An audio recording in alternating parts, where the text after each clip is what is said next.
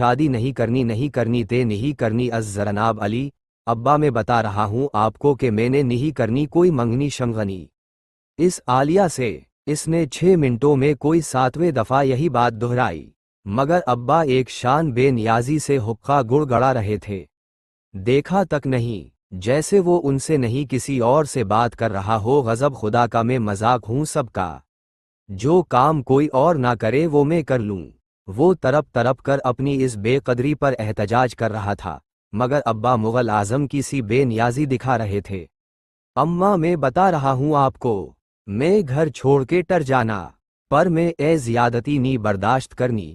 اب کی بات ابا کو چھوڑ کر اماں کو دھمکی دی، وہ بھی ایسے انسنی کر کے اس کی چھوٹی بہن کے سر میں تیل ڈال رہی تھیں، جیسے اس کی ماں کو جانتی تک نہ ہوں۔ اس کے 5 چھوٹے بہن بھائی گھر میں آس پاس کھڑے اسے عدیل سے سلطان راہی بنا دیکھ رہے تھے، مگر حسب سابق و عادت ابا پر کسی بات کا کوئی اثر ہوتا نظر نہیں آ رہا تھا۔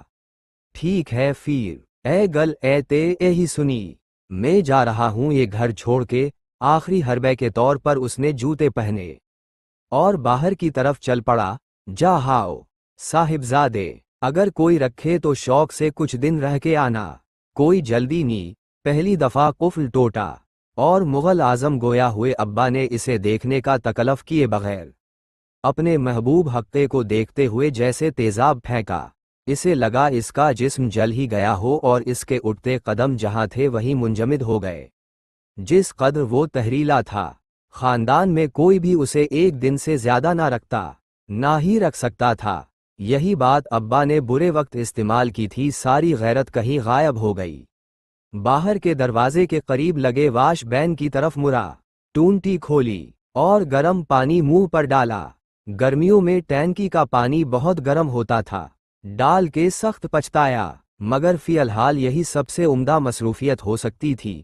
جا عدیل جا کے دہی لیا، روزہ کھلنے والا ہے۔ اماں نے اس کے قدم تھمے دیکھ کر نیا حکم سنایا، میں کوئی نہ جانا شانا۔ ہاتھ ہوا میں نچا کے کہا اور باہر نکل گیا۔ بے عزتی تو ویسے بھی ہو گئی تھی، ابا ذات کے چودھری تھے اور اس بات پر فخر کرتے بوڑھے ہو گئے تھے۔ فوج میں گئے اور وہاں حوالدار تھے، جب ریٹائر ہو کر گھر آ گئے۔ بقول ان کے فوج کی نوکری بڑی اوکھی تھی اور وہ ذات کے چودھری کیا تھا اگر فوج میں حوالدار تھے، مگر زیادہ دیر حکم برداشت نہیں کر سکے اور لکھ کے دے آئے استعفیٰ۔ یہ اور بات کے خاندان والوں کے بقول وہ اماں سے دوری برداشت نہ کر سکے اور ریٹائر ہو کر آ گئے، کیونکہ اماں اپنا کھلے صحن والا گھر چھوڑ کر چھوٹے چھوٹے کوارٹروں میں نہیں رہ سکتی تھیں، اور اماں ابا میں مثالی محبت ہوا کرتی تھی، جیسا کی مثال انہیں کبھی نظر نہ آئی۔ خیر، اس سانحے کی تاریخ کے متعلق اتفاق نہیں پایا جاتا تھا۔ پھر انہوں نے گھر آ کر فوج میں ہوئے ظلموں کا بدلہ اپنے 6 بچوں سے بھرپور لیا۔ اس معاملے میں بھی انہوں نے لوگوں کا کہا سچ کر دکھایا کہ پاکستان کی آبادی میں اضافے کے اصل ذمہ دار مولوی اور فوجی ہے۔ خیر، ان کی عادت تھی، گھر کا کوئی بھی فرد اگر کسی کام کو کرنے سے انکار کر دیتا تو پھر ابا کا یہ فرض تھا کہ کام اسی سے کروانا ہے۔ مثال کے طور پر ایک دفعہ اماں نے کہا کہ چودھری صاحب جاؤ تے جا کے بھنڈی ہی لے آؤ، آج بھنڈی گوشت پکاتے ہیں، اور عدیل سے چھوٹے عقیل کے منہ سے نکل گیا کہ اماں یہ کیا روز ہریلی پکا لیتی ہو؟ ہریلی تو جانور کھاتے ہیں۔ اماں نے تو منع کر دیا، مگر ابا نے اسے ہریلی کھلا کے چھوڑی اور اس کے ساتھ باقی سب کو بھی، اور ہاں خود بھی کھائی۔ خیر، یہ تو پرانے زخم ہے۔ موجودہ قصہ کچھ یوں تھا کہ پھپھو کی عالیہ کا رشتہ ہو رہا تھا، بلکہ ہو ہی گیا تھا کہ عید کے تیسرے دن منگنی تھی، مگر کل صبح کھڑاگ ہو گیا، اور اس کے سسرال والے کہہ رہے تھے کہ وہ پھپھو کے اکلوتے نئے محکمہ انہار میں ملازم ہونے والے سپوت کے پہلے جواب میں اپنی بیٹی بھی ڈالیں گے، مطلب وٹا سٹا کریں گے۔ مگر پھپھو نے نہ صرف انکار کر دیا بلکہ مرنا جینا ختم کر کے انہیں باہر کا راستہ بھی دکھایا۔ اس وقت تو رضیہ جٹی بن گئیں، مگر بعد میں غصہ کم ہوا تو احساس ہوا کہ بیٹی کا معاملہ خراب کر بیٹھے، پھر لگے بیٹھ کے رونے دھونے اور واویلا کرنے۔ سارا خاندان جمع ہوا وہاں، کہیں ابا سرسری سا کہہ آئے کہ چلو دفع کرو، جو ہونا وہ ہو گیا۔ अब घर में ही किसी बच्चे को देख कर देते हैं, वैसे तो वो शायद इस किसी बच्चे के अदील होने पे लाख दफ़ा एतराज़ करती कि वो सदा का नकमा और तहरीला था, मगर अब मजबूरी थी, उसी लिए नीम रजामंदी दे दी। यही बात जब कल शाम इफ्तारी के बाद अब्बा ने भी खासे सरसरी से अंदाज में की तो अदील ऐसे अछला जैसे सुप्रिंग पे बैठा था और तब से वो सुल्तान राही बना एहतजाज कर रहा था। साथ में आलिया की सानूली रंगत का अपने गोरे रंग के साथ मुकाबिलियाती तज्जिया पेश करने के साथ साथ अपनी बुराइयों को उछाईव और इसकी उछाईव को बुराइयों के तौर पर पेश करने का सिलसिला भी जारी था, मगर उसका एहतजाज अब्बा के सरसरी इरादे को एंड से पत्थर किए दे रहा था। इन्होंने एक नज़र करना तो दूर की बात, हुकूमती पॉलिसी की तरह का इल्म बुलंद हुआ था होकाज। अदील का एहतजाज सख्त से सख्त तर और अब्बा का रवैया बेपरवाही से लापरवाही की तरफ जा रहा था। हालात की समझ न आ रही थी। अब्बा का भी आज तक कोई साइंसदान कोई हल न पेश कर सका था। अब इसे एक ही सूरत नजर आ रही थी कि अब्बा पे तावीज़ करा दे। अब्बा के ऊपर तावीज़ कराने के बारे में सोचता वो बाहर निकला। घर से निकलकर बाहर गली में आया। इफ्तारी के वक्त का रश था। इस मोहल्ले के काबिल और पाबंद लोगों को सारी खरीदारी आखिर वक्त करने की आदत थी। आज तो सुल्तान राही मतलब अदील को इस बात से भी कौफत हुई। उस वक्त तो ऐसे बाहर निकलते हैं जैसे बल गीटस के साथ सारा दिन मसरूफ रहते हैं।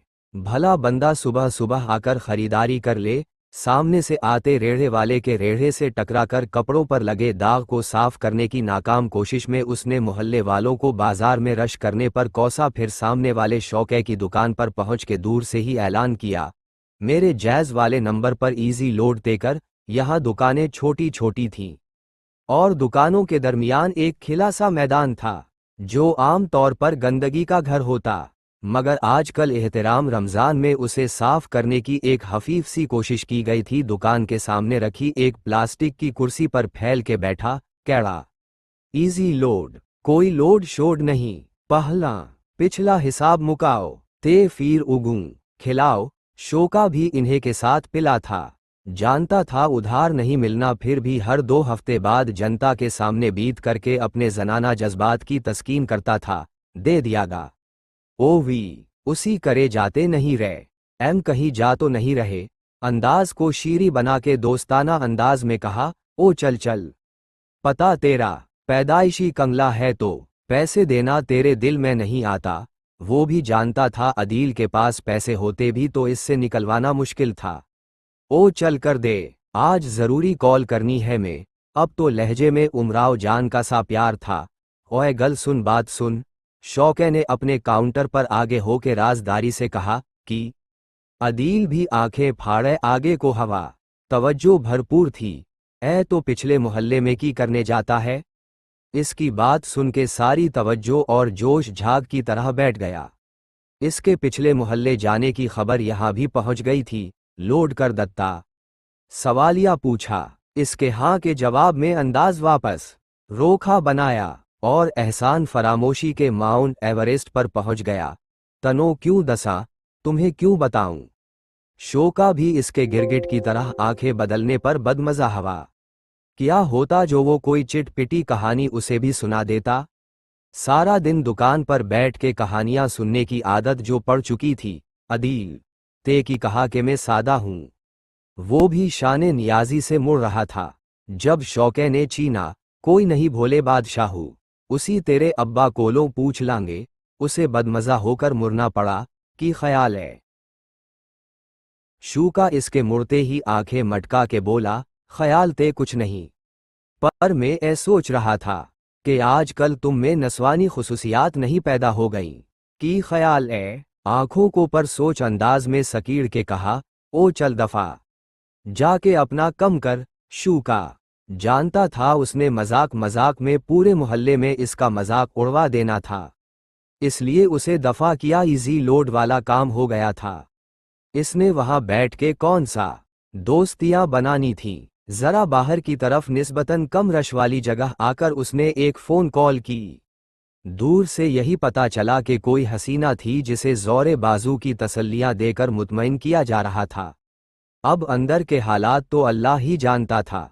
واپسی پہ جب افطاری سے 10 منٹ پہلے وہ گھر کی طرف آ رہا تھا، تب تک اس نے یہ بابوں کے ظلم اور فراڈ کے قصوں کی پیش نظر اس بھیڑے میں پڑنے کا ارادہ ترک کر دیا، اور عین گھر کے دروازے سے واپس مڑ گیا ہوتا تو مشکل، پر اب اگلے 2 دن اس نے اوکھے سوکھے اپنے ماموں کے گھر گزارنے تھے۔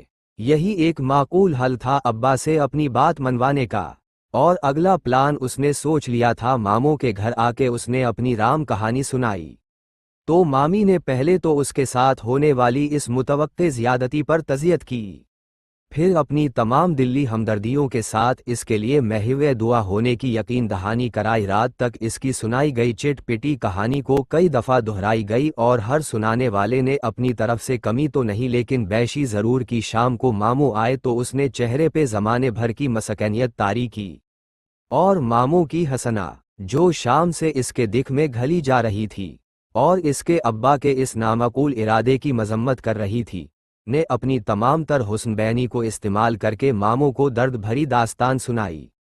ایک وقت میں تو عدیل کو بھی خود سے سچی ہمدردی ہونا شروع ہو گئی۔ اسے یقین ہی نہیں آ رہا تھا کہ اس کے ساتھ اتنی بڑی زیادتی ہو رہی ہے۔ خیر، اس کے دکھی تاثرات اور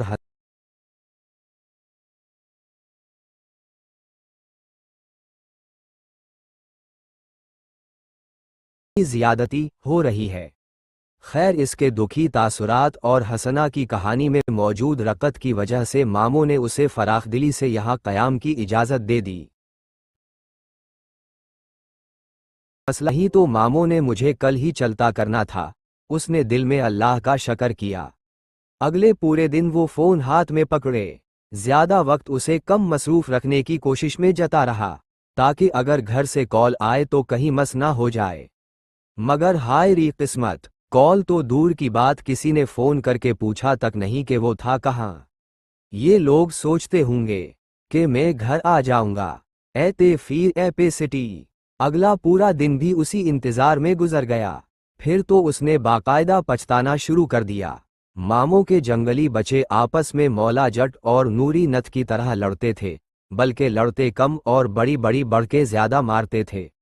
ایک دفعہ تو اس نے اٹھ کے نوری نت کا پارٹ کرنے والے کو ایک لگائی بھی، مگر وہ روتا ہوا مامی کے پاس چلا گیا، اور مامی جو اللہ جانے کیسے اسے 2 دن سے برداشت کیے ہوئے تھیں، انہوں نے بغیر نام لیے کسی غائب شدہ کو مفت خور، نکما اور پتہ نہیں کیا قرار دیا، مگر وہ جانتا تھا یہ ساری نوازشات اس کے لیے کی جا رہی ہیں، اور ان کی شان نزول نوری نت صاحب کو پڑنے والا تھپڑ تھا۔ خیر، یہ اور اس کے بعد ہونے والی کچھ خصوصی عزت افزائی کے بعد وہ جو خود ہی گھر جانے کے بارے میں سوچ رہا تھا، خوشی سے کھل اٹھا۔ اماں سب سے چھوٹے سبیل کو لے کر آئی تھیں۔ اس نے اماں کو دیکھتے ہی اعلان کیا، کوئی ضرورت نہیں مجھے کچھ بھی کہنے کی، میں نہیں جانا گھر۔ شر دور سے ہی دایاں ہاتھ ہوا میں نچایا۔